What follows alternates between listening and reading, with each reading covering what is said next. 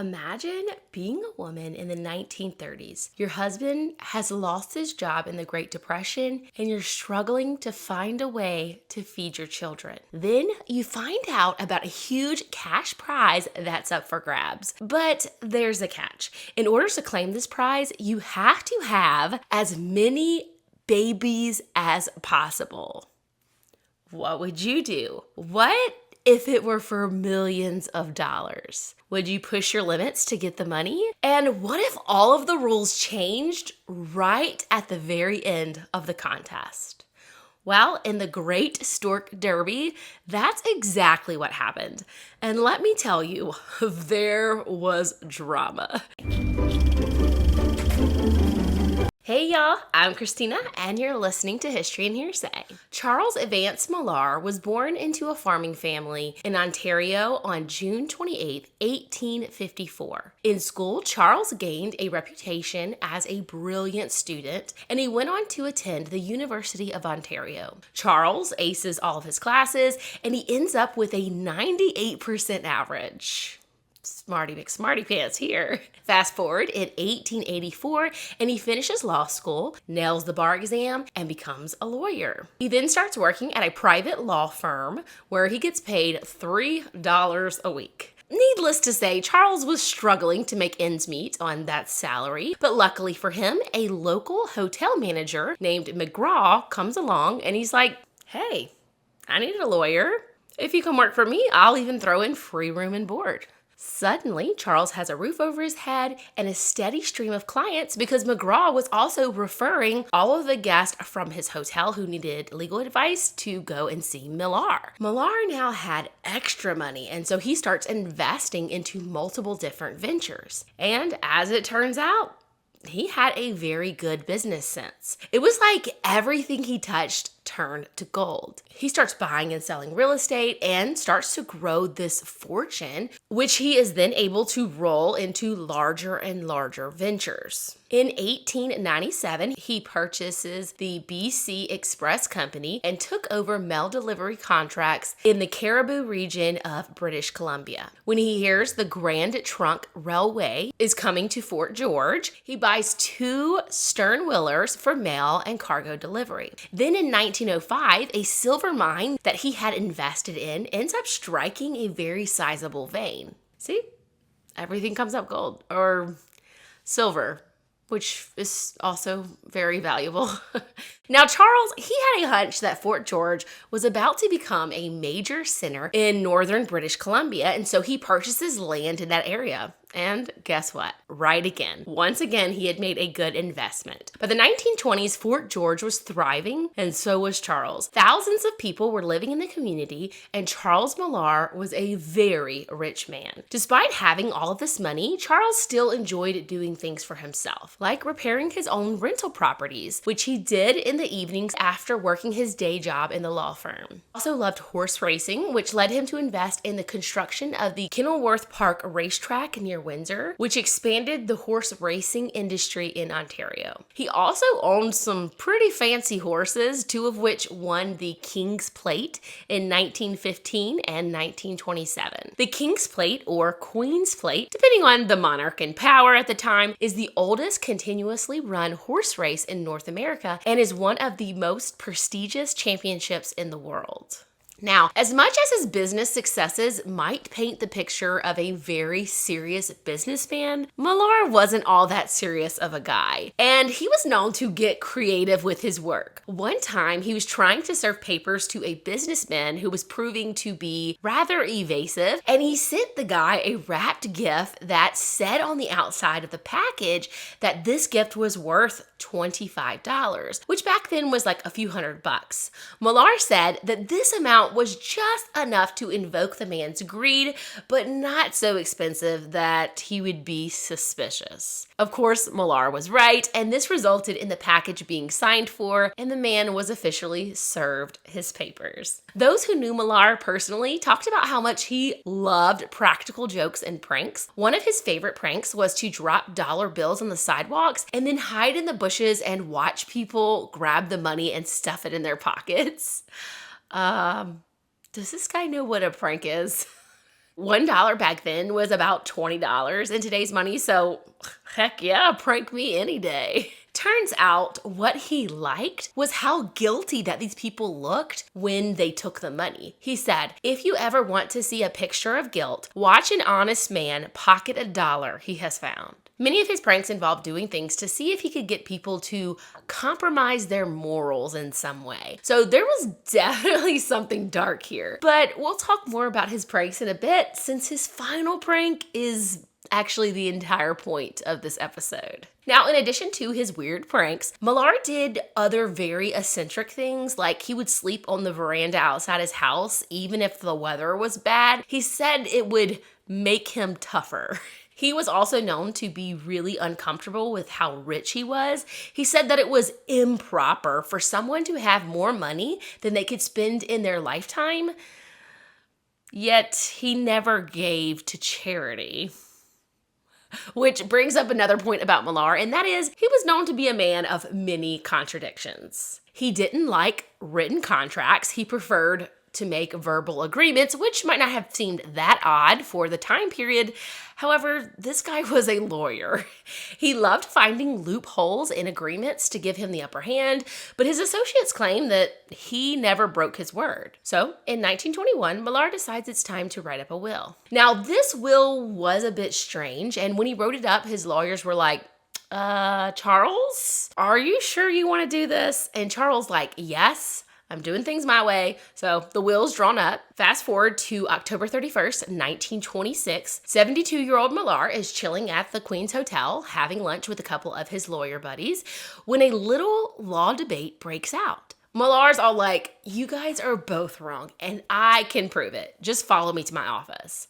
So that ends lunch, and he rushes off. Once at his office, he sprints up 3 flights of stairs to find the law book that will prove he is the superior intellect. So he gets to his office, finds the law book, flips it open, and then bam! He just collapses right onto his desk from a stroke. Some say he died instantly, others say that he hung on for a few days. Either way, the dude's gone. So here was the very wealthy guy who had no wife or kids because apparently his heart had been broken earlier in his life and he had sworn off love altogether, which is really sad.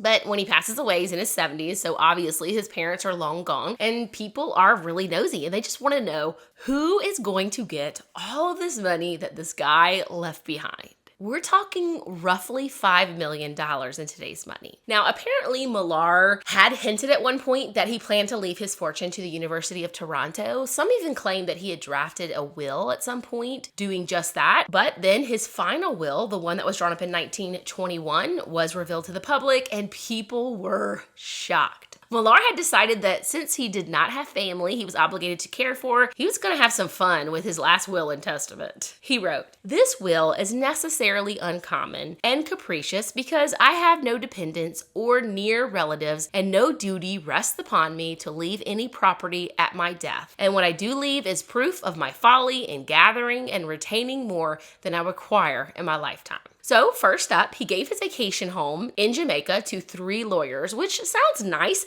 until you learn that these 3 lawyers hated each other. And in order for them to claim the house, he had written in that all 3 of them had to agree to live there together. But as it turns out, Millar had already sold that property prior to his death, so I guess he was just screwing with them.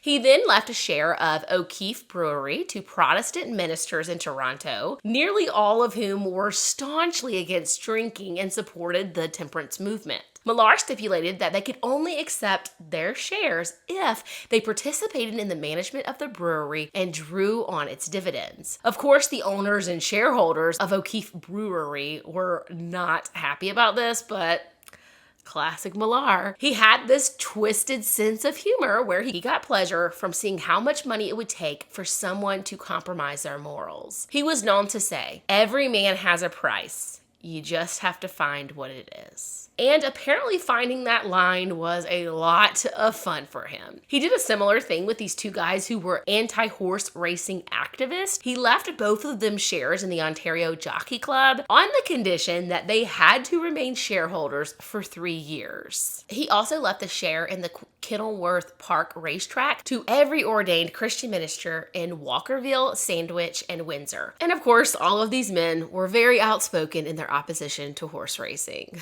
Who hurt this guy is what I want to know. He also left his housekeeper $500, which would be about $8,100 in today's money, which of course is a really nice gift. But his housekeeper had died years before the will was even written up. Millar had said that if a housekeeper knew you were leaving them money, they might try to hasten your end, which, okay, valid, but also, what?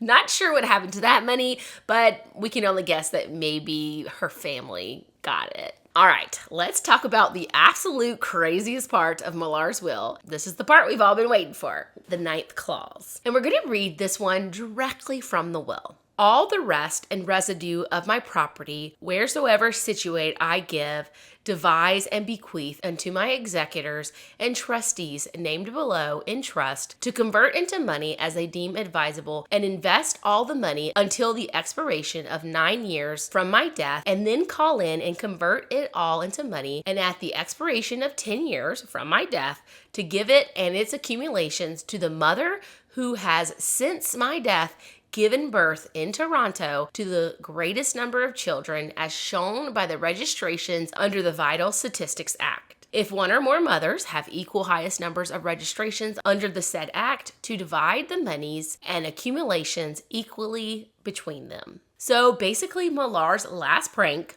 was to give all of his money that was left to the women who could pop out the most babies in the 10 years after his death. Now, this immediately raised two major questions. First of all, was this even legal? Now, that was pretty easy to answer. Millar, being a lawyer, knew exactly how to write a will to make it airtight, so that part was good to go. The second question is, why in the world would he do this? Was he just messing with people? Well, he probably was, but his friends also think he was testing the limits of the legal system. He wanted to see if the government would step in and put the brakes on this madness. Another theory is that Millar was actually trying to shame the government into legalizing birth control. According to his friends, Millar was a big supporter of birth control, and that what he called unbridled breeding was causing families to go into debt and putting mothers at risk. So maybe this was his weird way of starting that conversation.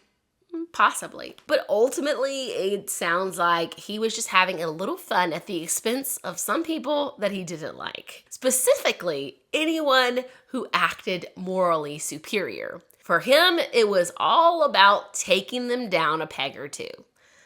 Again, I feel like we're missing a detail here. I think somebody definitely hurt this guy. I would love to know that story. So, to spread the word about this wild contest, Millar's executors published notices in 8 local newspapers detailing the whole who can have the most babies clause. And this is when Millar's relatives found out.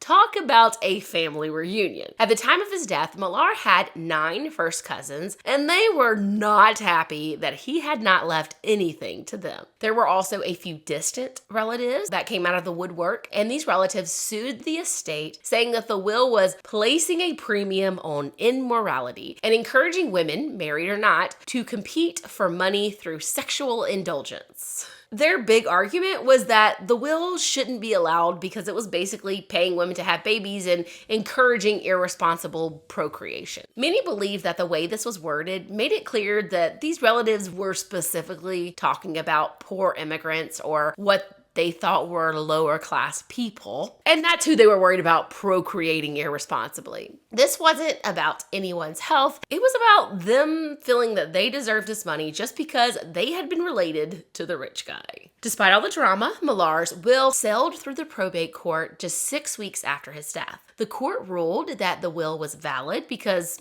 after all, Millar didn't want any money going to his cousins because if he had, he could have simply put them in his will. So, tough luck, guys. The court also ruled that the contest started the day Millar died, so it was officially set to run from October 31st, 1926 until October 31st, 1936. Let the 10 years of baby-making madness begin. Now, you might immediately be thinking about my last episode where we talked about the Dion quintuplets, since they were also born in Canada during the time period of this contest. So you might be thinking, well, that family had a great advantage, having 5 babies at once. But this contest was not open to the entire country of Canada. Babies had to be born in this specific area to qualify, so that family would not have been able to apply. But you can check out the episode that I did on them if you missed it and you want to check it out. So, for the first couple of years after Millar's death, everything was kind of quiet. I mean, yeah, there were a few articles speculating about how this whole baby race thing was going to go down, but it wasn't like people were really taking it seriously. That is until 6 years later when the government swooped in and tried to claim the money for themselves. I'm sure this is incredibly surprising and shocking for you, but the Ontario government was like, yeah, no, we're just gonna take this. In March of 1932, the Attorney General, William Price, introduced a bill to totally nullify Millar's will and just give all of the leftover money to the University of Ontario. His reasoning was like, hey, this was Millar's original plan, so why don't we just roll with that? Big mistake, buddy. Once the press caught wind of this, it went wild. People lost it. It went from barely anyone knowing about this contest to outraged. How dare the government try to take this money away from mothers? The public was basically like, this is supposed to be a baby-making race. Give us a baby-making race. Women's groups were so here for it because they felt that women should be given a chance to win this cash. Now, many people believe this whole thing really would not have been as big of a deal as it ended up being if the government had not tried to step in this way. By trying to take this money away from women, they brought all of this attention to the contest. Suddenly, the whole country was asking, wait, can the government just override a person's will like that? And what kind of precedent would that set? I mean, they were already 6 years into the contest. What about all these poor women who'd been working so hard, popping out babies like crazy, only to have the government swoop in and ruin their chance at the prize? Locals were so mad about this thing that they called the government syrup-laden communist for trying to steal this money. I don't know why that is so funny to me. Long story short, the outrage was so intense that the government was like, fine, we'll back off. And the bill was resigned. It was like, okay, you can have your ridiculous baby-making contest. Go on, have fun. And with that, it was a pants-off dance-off. The Great Baby Derby, or the Great Stork Derby, officially took off. Now, Millar's slighted relatives and the government weren't the only ones who had an issue with this contest. The general public had some concerns as well. Back during this time, the infant mortality rate in Canada was about 80 out of every 1,000 children. Now, to give you a bit of perspective, today the infant mortality rate is 3.9 out of every 1,000 children. And many people were against this contest because they felt it put women and children at risk. During the decade of the contest, an average of 500 women out of every 100,000 died in childbirth. The Toronto Globe stated the entire scheme was against public policy because it encouraged the birth of children with no regard to their chances of life and welfare. Time magazine, one of the harshest critics of this entire affair, wrote that the prize could be won by what it called mental defectives or immigrants. The horror. Now, while there certainly were women who rushed to have as many babies as possible to try to win this contest, the large families couldn't be fully contributed to this contest, as some might suggest, because back during this time, it was very common for people to have large families, and there were plenty of women in Toronto who had had 6 babies in the past 6 years without even knowing about this contest. All of the media attention meant that suddenly these women could be contenders to win this prize. And if they didn't read about it in the newspapers, they found out from the reporters who came pounding on their doors. This was a crazy media frenzy. Reporters were going through the birth registries to find women who had already given birth to 6 children in the past 6 years since Millar's death, and they dashed to their homes to try to get an exclusive. These women went from not knowing anything about this, to being hounded by the media for their stories. And each paper was trying to get the juiciest details, which meant these reporters were really pressing these women to reveal as many personal details as they could about their lives. Some of these women were actively pushed into the spotlight as frontrunners in this contest without their consent, while others went along once they found out about the money. This is around the time that the press started to compare this contest to a horse race and coined the phrase Stork Derby or Baby Derby. Now, when all of this initially started, the year that Millar passed away, Canada was in the middle of the roaring in the middle of the roaring 20s. Money was coming easily to many. People were buying cars on credit, businesses were booming, and there was an expectation that everything would just keep improving. But then 1929 hit, the stock market crashed, drought hit the prairies, and the Great Depression took the economic momentum out of the country. Unemployment rose, soup kitchens and work camps for single men sprang up, and the cars that people were driving in the 1920s were now being pulled by horses because gas was too expensive. So by this point, many of the contestants were desperately poor. Nearly a quarter of Toronto's families were on welfare. Families were living in shacks or camps. Some even ate groundhogs to keep from starving. In rural areas, more children meant more hands working the farm. It was different in the cities. While large families had always been the norm, these financial hardships meant that Canada's birth rate had actually started to plummet at the time.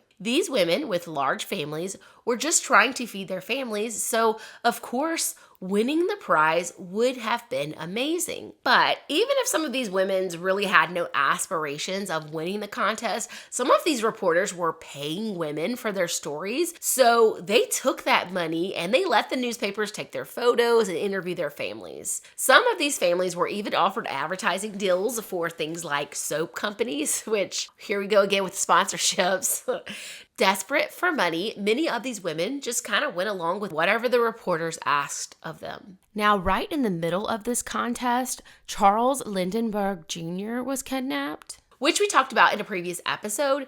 But that tragedy made a lot of people start to freak out when they were thinking about the prospect of any of these babies gaining fame. They felt that putting any babies in the public eye could be putting them at risk, which was a very valid concern. The press was all over these women, as I mentioned before, and some of these women were getting kidnapping threats. Many of these threats were believed to just be ploys to try to get these families to drop out of the contest, but there were some families who dealt with actual kidnapping attempts. So it was clear that these were not some unfounded fears. There was some real risks here. From 1932 on, there was constant news coverage of the contest. Newspapers across the world picked up the story and could not get enough of these women battling it out in the Stork Derby. There were articles about the fact that the participants were mostly lower income and how a lot of them were immigrants, which those articles often revealed the anti-immigrant attitudes of the time. They threw in some feel-good articles that focused on babies and how much people loved them, and sometimes they even just wrote about the absurdity of it all. Ultimately, this turned into kind of like a guilty pleasure escapism type of thing that people loved. For a few moments each day, it allowed them to escape the Depression era realities in North America. While this whole thing was billed in the newsreels as a freak Canadian race that people could not look away from. The newspapers picked their favorites among the contestants and followed them so closely that by the time the race was in full swing, these women were practically household names. By 1933, 5 women were seriously in the lead, having each had 6 or 7 babies since 1926. The Toronto Star was all in on this. They assigned a special reporter whose job was literally to track down pregnant women in the city, and his mission was to get them to sign exclusive deals with the paper so that only they could publish their stories. Now, we don't know the exact number of women who entered the contest, but thanks to these deals, many of the women made some extra cash during the Great Depression, even if they didn't end up winning the grand prize. So, in 1934, Lillian Kenny, who went by Lily, was absolutely dominating the Great Stork Derby with a whopping 11 children under her belt. And let me tell you, this woman was not playing around. She was described as a French Canadian who was under 5 foot tall, married to an Irish guy, and she was a total firecracker. Lily was all about using her newfound fame from the contest to her advantage. She charged people to take her photo, and once she even attacked a photographer who snapped one for free. Your girl was spicy. Now, while not all of her children were born within the contest timeline, Lily had 19 pregnancies that she was able to carry to term. She claimed she had the gift of second sight and had a divine connection with Millar, who apparently told her that she was going to win. So in Lily's mind, that money was as good as hers. She was also super into wood carving and loved chatting with the press about her life. She even carved statues of Millar and named one of her kids after him. Can you say eccentric? But honestly, I kind of love it. If you're going to commit, am I right? The Great Depression had hit the Kenny family pretty hard when Lily's husband lost his factory job at Goodyear Rubber in 1932. And so the family was scraping by on her tiny income, which she made from caring for children. And she also made a little bit of money from selling her wood carvings on the street. And the rest of their income was from government assistance. They lived in a series of rundown homes around Toronto, and Lily had a bit of a reputation for, let's say, drama. She would often accuse nearby women of trying to steal her husband, which is said to be why the family moved around so much. And also, when welfare workers came by, she would throw rice and oatmeal at them to get them to leave. And Lily's antics made her the most famous of the contestants. At one point, a bunch of the other leading Derby moms all got together and were like, hey, we should just split this prize, because it was so much money and they were all so poor. But not Lily. No. She was like, screw that. She's quoted as having once shouted, I'm the winner and I won't split with anybody. Why should I? It's my money. And if the judge doesn't give it to me, I'll walk right up to him on the bench and punch him in the eye. She even promised to hold a party with a band on Millar's grave if she won. So yeah, like I said, firecracker. And of course, the media absolutely loved to hate her. Time magazine wrote about how Lily and her family were living in squalor, and they ripped into her for having so many kids that she could barely afford.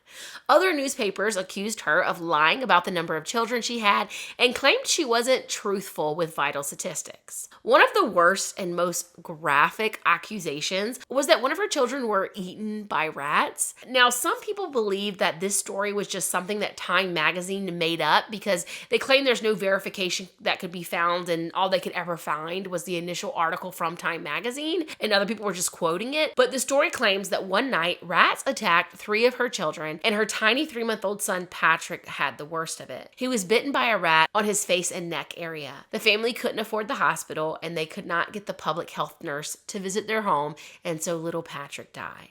Now, as horrible as it would have been for someone to make that up, I really do hope that didn't happen. Now, some sources say this child passed away from an infection that he got from the rat bites rather than like the rat ate him, which obviously feels a bit more believable. They clearly were dramatizing the whole thing. Regardless, the story was all over the front page news, and instead of sympathy for this family, it was reported in terms of like, oh, is this going to affect her chances of winning? So disgusting. Every time the media reported on Lily, they would start with something that sounded positive, but it was immediately followed with some type of backhanded remark about her poverty or her parenting skills, like how she would place her baby in a crib in front of her house to play. Despite all of this, Lily's husband, Matt, was always there for her, defending her fiercely against the bad press, and he was quoted as having said that his wife was an excellent mother. Honestly, Lily was a bit of a legend. Sure, she was a bit of a wild character, but this is also what made her the star of this derby. Kind of makes me think of modern day reality TV star shows. Like, people really think that these people are that crazy, but they're kind of edited to look more crazy. Like, maybe they are a little crazy, but they're always edited to look even crazier and even worse. Or sometimes their reaction might have been valid if you had seen the whole story, but it's edited to make them look like a psycho. That's what I feel like with Lily. Like, she was clearly a firecracker. She was clearly like a very passionate person, but I think that she was also just framed by the media in a way to make her look crazier than she was. Next up was Grace Bagnato, who was in second place with 9 children by the time the last year of the contest arrived. Born in the United States, she migrated with her parents to Canada when she was 5 years old. Her parents were Italian immigrants who had set up an arranged marriage for Grace. So she was married off to a 25-year-old Italian immigrant when she was just 12 or 13. And in 25 years of marriage, Grace got pregnant 24 times, though only 12 of those babies made it. And if having 12 children didn't already tell you this, Grace was a hard worker. She was a total genius when it came to languages. In addition to Italian, she spoke Polish, German, and Yiddish. Grace also worked as a full-time court reporter in Italian and used all of her spare time to help Italian immigrants with legal issues. Meanwhile, on top of this, Grace was raising her 12 children. She was waking up every morning at 4:30, making a whole feast. She would make 24 butter tarts, macaroni, meatballs, sausage, and her famous red sauce. Now, it's easy to look at Grace and think she was a superwoman, but unfortunately, this is not how the public saw her. The newspapers weren't kind to Italian immigrants at the time. These were the years leading up to World War II, and people weren't feeling the Italians. Of course, it didn't help that one of the other Italian contestants had named one of their derby babies Little Benito Mussolini. Like, why would you even do that? Phone calls started pouring in, calling their families fascist and even threatening to kidnap their children. And unfortunately, this was the experience for several of the Italian families who were in the race. And the newspapers decided to stir the pot even more by making it sound like there was this huge rivalry that was going on between the two top contestants. According to Time magazine, Lillian Kenny had some pretty spicy words for Grace, saying, "I'm going to beat that Bagnato woman, if nothing else. She's 10 years older than me, and I'll just keep having kids every year. Heck, I'll probably have twins before 1936, but I'm definitely beating her." Grace, though, not fazed. She shot right back. She said, "I'm in the best health, and I face worse disappointments. But this time, I think Mrs. Kenny's the one who's going to be disappointed. I'm taking that $500,000. Now, there was another contestant who got a lot of press. She tried to keep a low profile at first, and she went by Mrs. X because she was the scandalous one. But the media just couldn't resist spilling the tea, and she was revealed to be Mrs. Pauline Mae Clarke. Mrs. Clarke was a total social pariah because her kids were fathered by 2 different men. Yes, not that shocking nowadays, but back then, pretty much the worst thing a woman could do. She was called a trollop and drugged through the mud for it. She had like 4 or 5 children with her husband, but then her marriage fell apart and she moved on to someone else and had another 5 kids with that guy. And the thing was, Mrs. Clarke wanted to divorce her husband, but she didn't have the money to file the paperwork. So now, at the age of 24, she was a woman scorned with 10 kids by 2 different men. You would think it was 10 kids by 10 different men, the way they acted. Regardless, Mrs. Clarke had bigger problems than what the newspapers were saying about her. It turns out that her boyfriend was abusive, and people began to speculate that maybe she was being forced into having all of these children. Many of those details would be revealed in the court case, which we're going to talk about a bit later in the episode. As I think we've kind of established at this point, the media was having an absolute blast with this whole Stork Derby thing. Not only did they interview the moms and keep track of who was in the lead, but they also had this little game of who's winning now on the front pages. In 1933, it looked like Mrs. Bagnato was about to snag the top spot. Then in 1934, Mrs. Kenny took the lead. By 1935, Mrs. Timlick, who was another contender who had managed to stay mostly out of the press, was, quote, speeding to the front. And in 1936, Mrs. X, aka Mrs. Clarke, comes in late, tied for second. I mean, this was like the Olympics of baby making. But while the press was playing up the drama and the contest part of this whole thing, the physical toll this was taking on these women was pretty massive.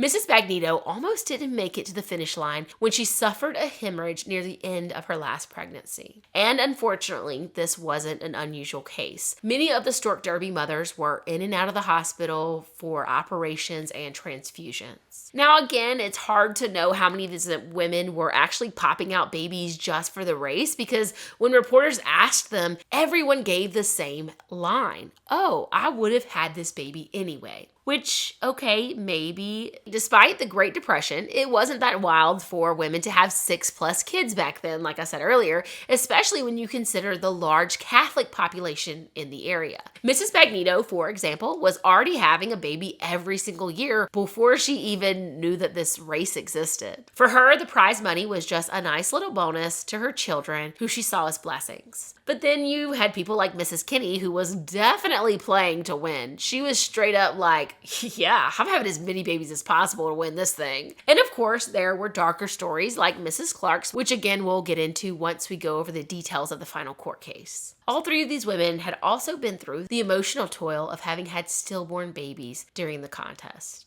Most of these women couldn't afford to have their children in hospitals, and while my last several episodes haven't exactly given us much faith in hospitals at the time, the infant mortality rate for the Derby babies was very high, at more than 6 times the national average. That means that 34% of the babies born to the mothers who were taking part in this contest died. But the press didn't care about the tragedies that were happening along the way. All they saw was the race, and they spun it to fit their narrative. One headline from a 1936 Montreal paper read, "Stillborn infant may assure prize." And right underneath that was another headline that read, "A stillborn baby may assure Mrs. Matthew Kenny the prize in the Stork Derby under the will of late Charles Vance Millar." Her nearest competitor is believed to be Mrs. Joseph Bagnato. The coldness here just gets me. I think they really lost sight of the fact that these were real people with real lives. Throughout all of this, the newspapers and government officers were flooded with opinion letters about the contest. Many of the public writing in were very unkind about these families. They basically went on and on about how immoral and stupid they thought the contestants were. One particularly hostile woman wrote, "I would like you to tell the women for me that they are fools, and the men that there is no that there is no foul or strong enough to describe them, and I hope that they will have to pace the bedroom floors persistently for months to come so that the babies get their own back, being the victims of avarice." Well, no one asked you for your opinion, but okay, Susan.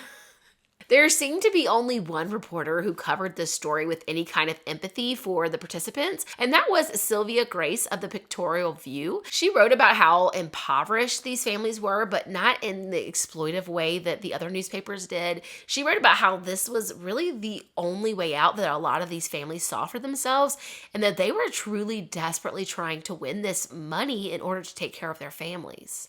She wrote, "The joke, if it was a joke, is not funny to them." So while these women were out here in the middle of this crazy race to win that huge prize, the government and the public were here just trying to wrap their heads around this whole thing. As I mentioned earlier, Millar's will was solid, legally speaking, like rock solid, but he didn't exactly lay out every single tiny little detail, and people had so many questions. Like, we're talking lawsuits flying left and right as everyone tried to figure out the rules of the contest. They wanted to know what counted and what didn't. Some folks were honestly out there just trying to make sure this money went to something other than these mothers. And then there were others who were like sure, give it to the moms, but like, let's make sure it goes to the right moms, okay? Millar's only rule was that the children had to be registered under the Vital Statistics Act. Probably just to like prove that these mothers weren't lying about how many children they had. But the general public wanted to establish a few extra rules. Like, did stillborn babies count? What about kids born out of wedlock? If a child passed away in infancy, did that still count? And then there were questions about how children were actually registered, because all of these babies being born at home, they weren't always registered right away. Like, some women were so behind on registering their kids that they would just wait until they had a few of them and then go in and register them all at once, which this actually caused the Ontario government to get flooded with verification paperwork, and they were not happy about it. This was another thing that people wanted to change. They wanted to make it a rule that if you had your baby at home, it had to be registered immediately or it wouldn't count towards the competition.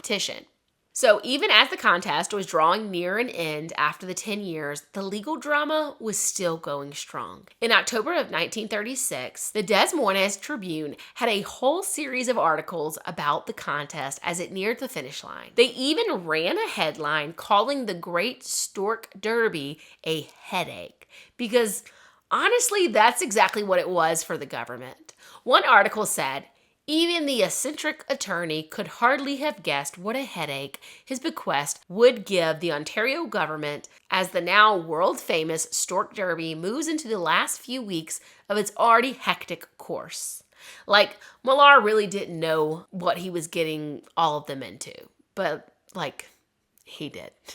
He knew exactly what he was doing. Now, at this point, some of the front runners once again started seriously discussing the possibility of splitting the money amongst themselves, but legal advisors were totally against that because they claimed that the entire will could be called into question and pull them all into more lawsuits if the courts just allowed the contestants to kind of end this race on their own terms. Meanwhile, Premier Mitchell Hepburn of Ontario wasn't having any of it. He called the whole thing the most revolting and disgusting exhibition ever put on in a civilized country. And he said that the government needed to stop this contest from going to court. So, after a ton of legal battles, it went all the way to the Supreme Court of Canada. They ruled that the contest was legitimate, and this is when the court also decided to add some extra rules.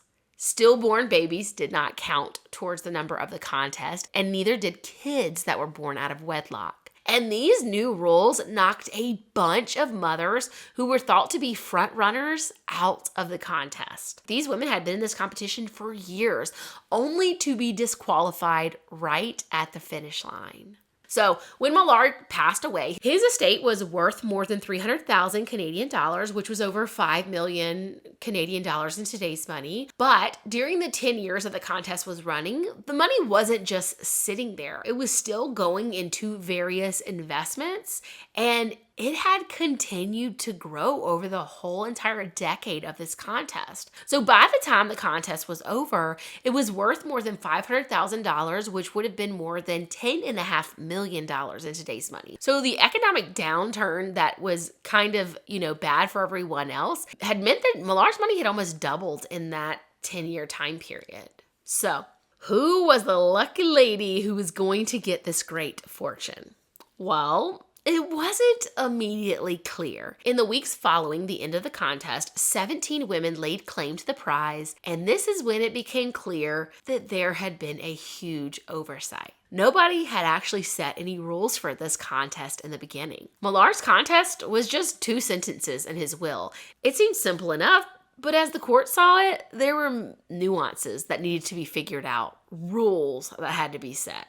So you had 2 claims that were filed by distant relatives of Millar who wanted the money for themselves, and then you had various other lawsuits surrounding the validity of the claimants and the court cases that were trying to establish additional rules surrounding the contest. And then you had this massive multi-way court battle that broke out between all of the contestants.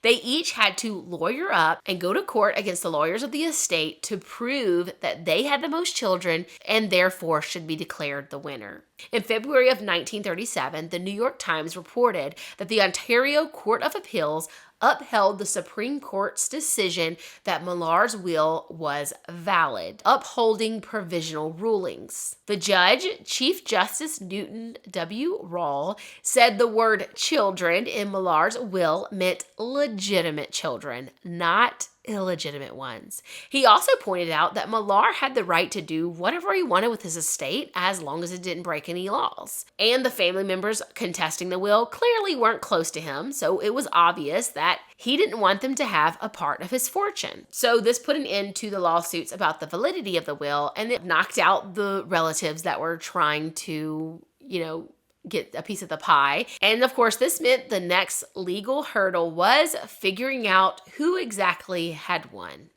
In 1938, roughly 2 years after the contest ended, Judge William Edward Middleton was tasked with making the final determination of the winner. Of the initial claimant group of 17 women, 6 women emerged as the top finalists, and it was up to the court to determine who was the winner.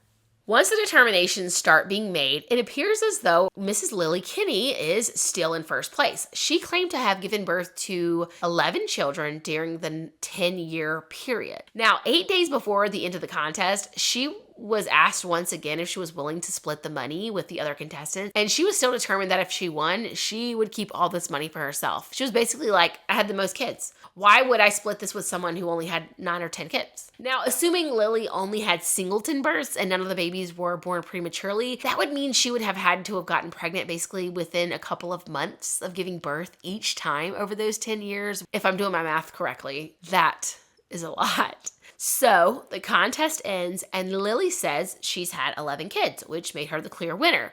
But there was a problem. 2 of the children had not been registered properly, which knocked her down to 9. Okay, no problem. She's still in the running. Maybe it would be a tie. But the lawyers pointed out another problem. 3 of those 9 children had been stillborn. She and her lawyer claimed that they should still count, but the estate lawyer did not agree. So this is where the court cases get a little confusing. It's not clear if the new rules saying that stillborns didn't count and illegitimate children didn't count had just happened recently, or it was going on at the same time that these women were filing their claims. So maybe the new rules and the claims were in court at the same time.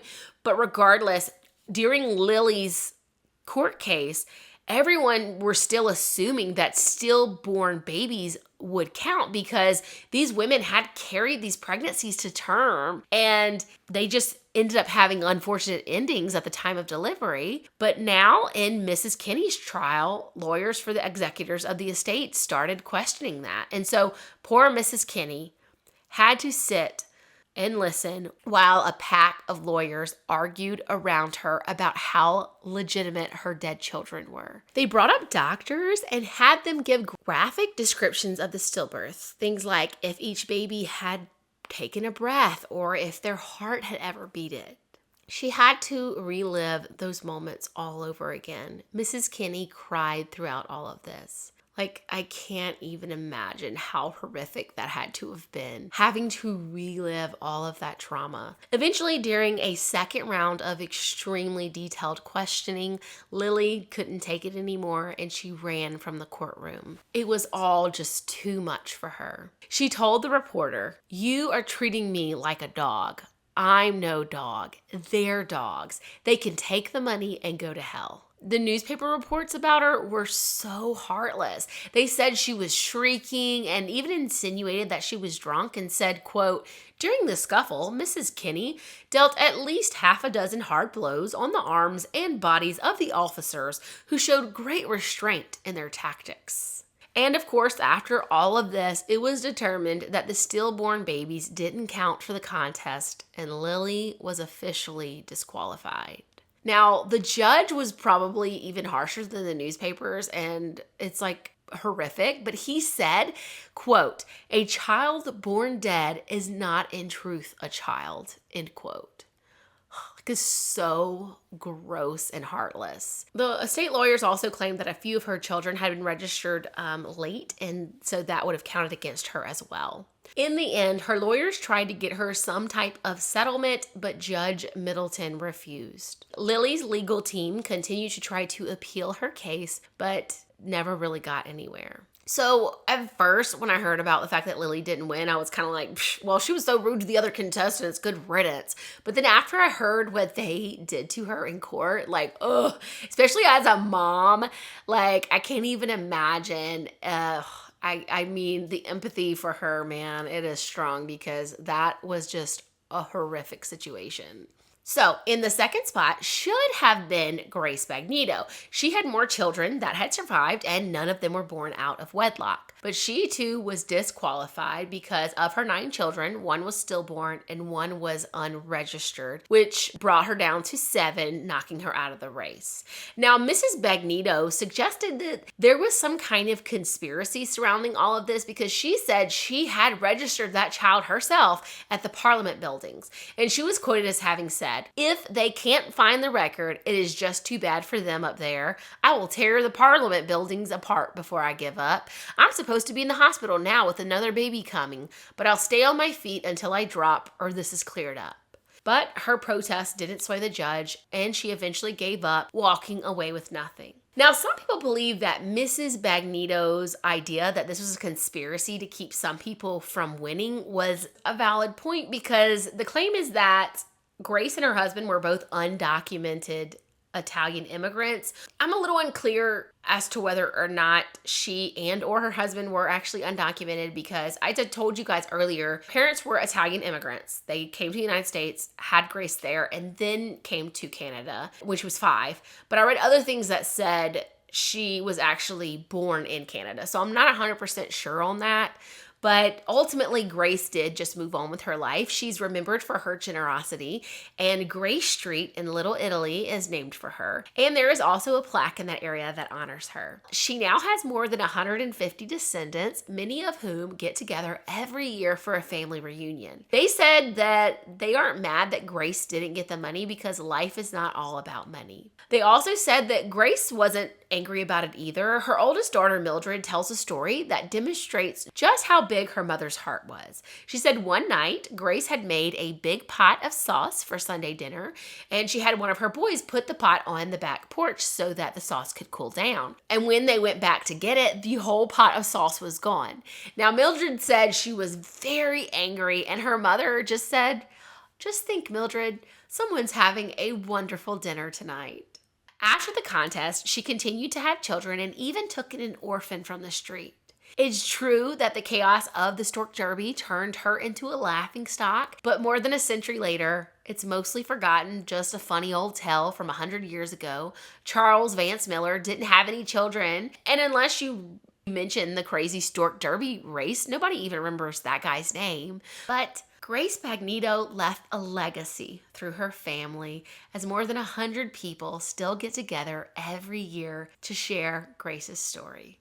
So, Mrs. X, aka Mrs. Pauline Clarke, had claimed to have had either 9 or 10 children during the contest. But as we talked about earlier, 5 of them were born after her husband left her. And in order to establish if her illegitimate children would count, Mrs. Clarke and her lover's relationship came under scrutiny during trial. This is when it was released that her lover had drawn up a contract with her, where he would get half of the winnings if he impregnated her enough. Ugh. I mean, I guess you can't blame the guy, especially if he was there helping her raise all those kids. I mean, they weren't married, so what's to keep her from running off if she wins all this money? But the really dark part of all this is when Mrs. Clarke's lover, aka baby daddy, was revealed as being abusive. Apparently, he had given her a black eye, broken her door down, and then chased her out into the street after a fight. All of which he admitted to in open court. So these details are what made people wonder, did Pauline Clarke really want to have all of those kids? Or was she being pressured into it or even forced? Honestly, that was one of my first thoughts when I started thinking about the ethics of this whole contest. Like, what if a woman was like kind of forced into getting pregnant just because there was a ton of money involved. I mean, there's really no way for anyone to know if that was happening with any of these women. Sadly, though, it doesn't seem as though the audience in the courtroom were really all that concerned about Pauline, because when the boyfriend mentioned the baby-making contract, the courtroom burst into mocking laughter. In fact, throughout the entire trial, the lawyers regularly threw in crude jokes which solicited giggles from the audience.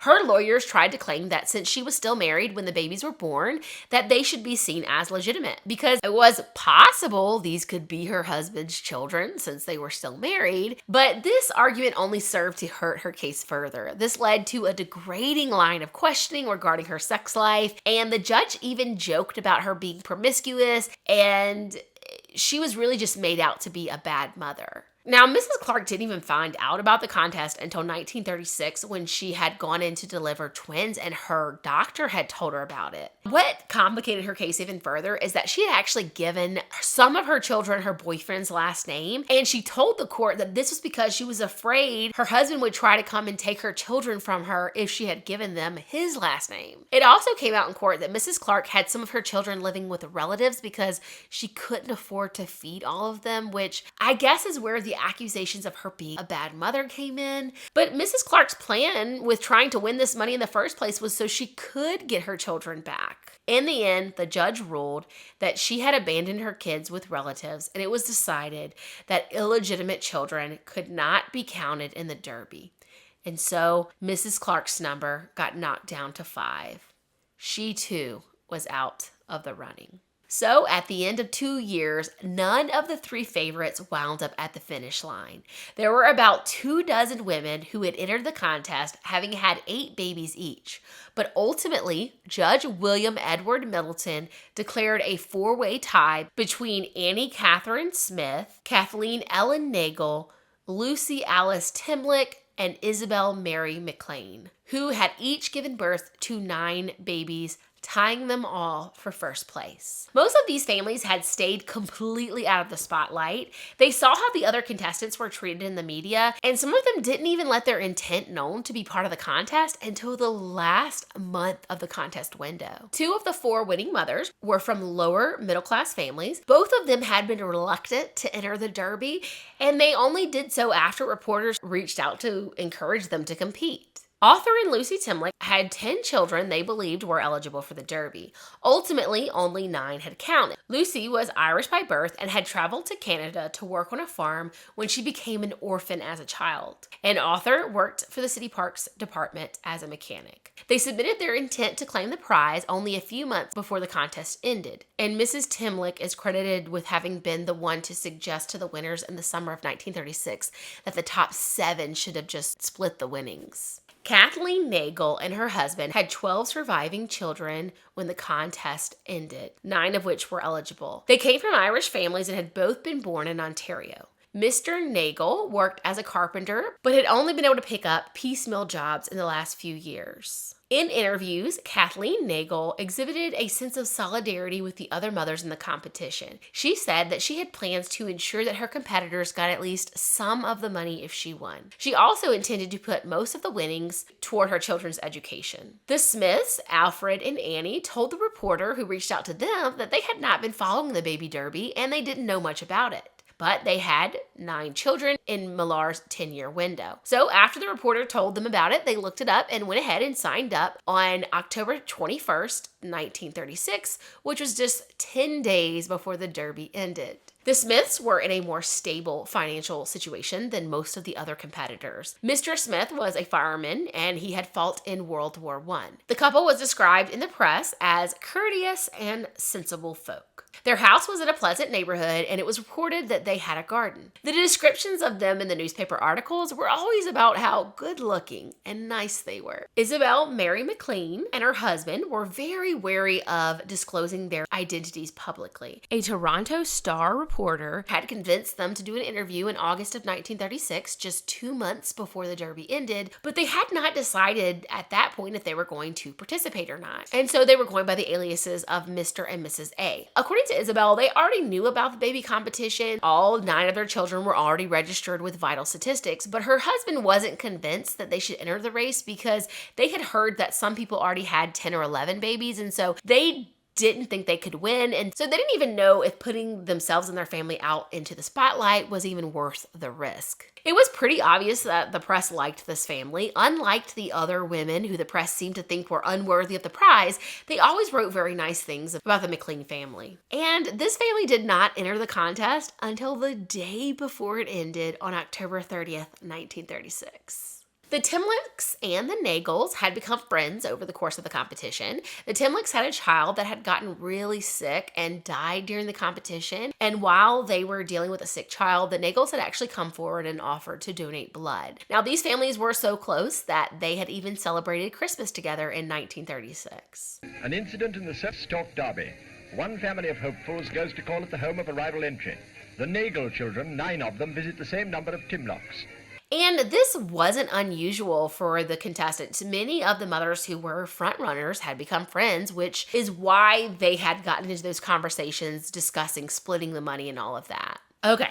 So you might be wondering, after all of this, how much money did the winners end up getting? First, the court put $100,000 into a trust fund for future cost, which I'm guessing was maybe things like if the estate got sued again, like a court case or something like that. But then a bunch more money, of course, went to lawyer fees, court costs, and all that jazz. And then the 4 winners were each given either $75,000 or $100,000, which I saw both, and I'm thinking maybe the $100,000 was before lawyer fees and they ended up getting 75. Either way, this meant that each family received between $1.5 and $2 million in today's money. So Lillian Kenny and Pauline Clarke both launched lawsuits and were paid $12,500 in settlements, which is about $290,000 in today's money, which is not too shabby. As I mentioned earlier, Grace Bagnato decided to put this whole contest behind her, and so she never filed again. And her granddaughter stated that she never talked about the contest again for the rest of her life. Ultimately, the 4 women who won were all latecomers to the contest and only won because the court decided to add a bunch of extra rules that knocked the women who had the most children out of the race. Each of the winning families got nothing but praise from the media, unlike the other mothers who had been ripped apart through the entire Derby. A write-up about the winning families in May of 1938 stated, "For all the 4 winners, one is a civil servant, and one is a fireman, one is an employee of the city parks department, and the last a carpenter, a quiet gentleman of Roman Catholic faith who regards every child that comes into his home as a gift from God, for which he is most intensely and happily grateful." People kind of questioned if maybe it wasn't a coincidence that none of the original 4 runners had ended up winning. It was speculated that maybe the judge had his finger on the scale. As I mentioned a few times during this episode, there were very negative views of foreigners or immigrants, especially Italian immigrants who had a lot of babies. They were characterized in the newspaper and public as irresponsible, while Canadians who had large families were doing their part to ensure the strength of Canada's population. There had been a large influx of immigrants in the past 2 decades, and at the same time, the birth rate among Canadians had been on a steady decline since the mid-19th century. So there was this very real fear that the Canadian middle-class population was going to be surpassed by the population of first and second generation Canadians born to immigrant parents. In the last 4 years, the public's view of the contest had changed as people saw how it played out. It had encouraged the poorest women to have the most children, and that set alarm bells off with a group of people in what was a growing and popular movement at the time, eugenics. As you probably know, eugenics believed that in order to improve the human species, some people shouldn't be allowed to reproduce. Basically, only the right people should be having children. At the end of the contest, they came forth in droves to say that the money shouldn't be given to any women. And all of the social commentary was kind of around like, who are these people and should they be reproducing? They're not Canadian born, they're poor, they're not the right people. A minister, Reverend Claire Silcox, submitted written testimony against the participants as, quote, unspeakable women, and argued that these poor children would eventually reduce wages and lower the standard of living.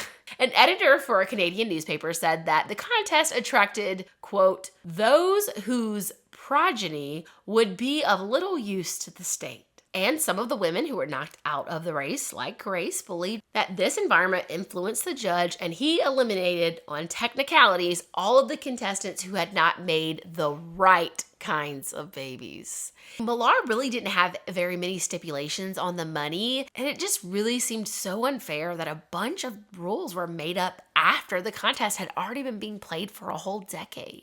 The press coverage of the winners continued for several months after the final decisions had been made. They spoke very highly of how sensible each of the winning families had been in transitioning to the life of wealth. As I mentioned, Alfred Smith was a fireman in Toronto when he and his wife Annie received their prize money, and at the time they only had $6 left in their bank account. The couple put the winnings into the bank and allowed themselves $200 to spend as they liked. They bought a new car, and Alfred, who enjoyed his job as a firefighter, kept it for the next 20 years. Eventually, though, Annie persuaded him to resign, and the couple bought a townhouse that they rented out to the mayor of Toronto and eventually bought a small hotel on the beach. Every Christmas for years, Alfred went to the fire station he had worked at and gave his firefighter friends boxes of cigars as presents, and also took them all on a trip to the pub for ale. The McLean family invested in bonds, helping to grow their small fortune over the years by $200 a month, which is about $4,100 in today's money. Alice Timlick and her family were living on government relief 2 days before they received their money. And in the winters, they had been sleeping in the living room to stay warm. Within a day of receiving the money, they had salesmen on their doors offering to sell them furniture, farms, and fur coats. Alice said, "The way these people pester me, you would think I'd come into a fortune." With their money, they bought a $10,000 mansion, which was only about $210,000, so reasonable, and they ended up remodeling it themselves to save money. The day they moved in, 30 bakeries sent them free samples in the hope of getting regular business from the family. This family, however, was smart, and they chose to continue to just live like normal people and cook their own food. They also took the money and invested in a hamburger stand, which was run by their 4 oldest sons. The Nagel family was also on relief, as John Nagel had been unemployed when they got their money, and they bought a $5,000 or $150,000 house and furnished it with the money they had made from advertising testimonies that they had done during the Stork Derby. So after I recorded this episode, I found one other little snippet of information that I thought was really interesting, and it was just one line on an article, and I didn't see any additional information about it, but it said that some of these families had to actually pay the government back their assistance after they won the contest. So that was really interesting. Let me know what you guys think about that. As for the most famous person from the Derby, Lily, she bought a sealskin coat and took part in a lifelong love of taxis. At one point, she paid a driver $100 to take the family to Niagara Falls and back. Unfortunately, the family spent all the money they earned by 1941, and they were back living in a small house in a poor area of Toronto. So that's a shame. So what do you guys think of this story? Was it new to you, or did you learn something new today? I really had a lot of fun learning about it. Let me know what you think in the comments down below. And until next time, check out some of my other episodes.